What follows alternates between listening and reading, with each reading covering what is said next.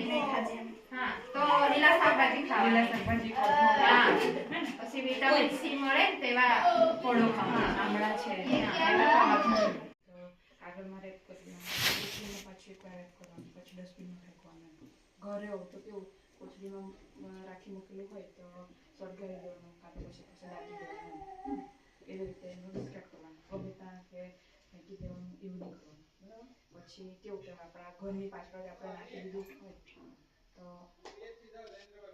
સારું. ના ના કંઈ નહીં.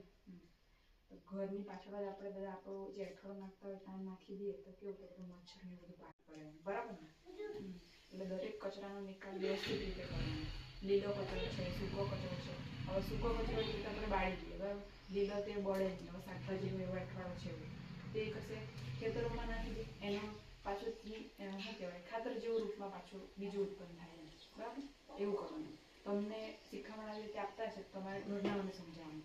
પાછળ જતા તમને જ સારું પડે, બરાબર? કોઈને તકલીફ નહીં પડે એટલા હાલ. અને કચરાઓથી વધારે બીમારીઓનો ઉપદ્રવ થાય છે, બરાબર? ચાલો.